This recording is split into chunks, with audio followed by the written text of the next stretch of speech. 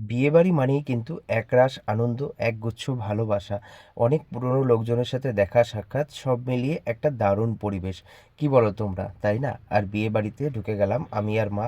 প্রথমে কিন্তু চললো গিফট দেওয়ার পর্ব। গিফট দেওয়া কমপ্লিট হতেই তারপরে চলে আসলাম গণপতি বাপ্পার কাছে।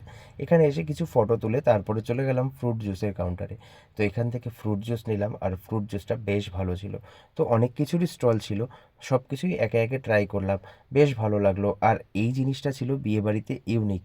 বিয়েবাড়িতে ডিম সেদ্ধ, কি বলো তোমরা? এটা শীতকাল বলেই কিন্তু ছিল। আর এদিকে চলছিল নবদম্পতির কিছু ফটো আর ভিডিও শ্যুটের পালা। তারপরে চলে গেলাম আমরা একেবারে মেন কোর্সের দিকে। প্রথমেই ছিল ফিশ ফ্রাই সঙ্গে স্যালাড সস, বেশ ভালো ছিল।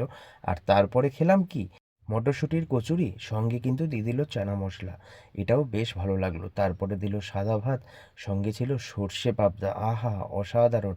কি সুন্দর লাগছে ঝোলের কালারটা বলো। তো এটা দিয়ে মেখে দারুণ লাগলো খেতে, দারুণ। আর মাছটাও বেশ ফ্রেশ।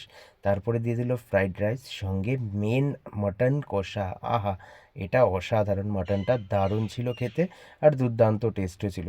তারপরে দিয়ে দিল চাটনি পাঁপড়, সঙ্গে দিল রসগোল্লা, আর দিয়ে দিয়েছিল ক্ষীরপুলি। আর এরা আগে থেকেই জানতো যে আমার দুটো লাগবে, একবারেই দুটো দিয়ে দিয়েছিল।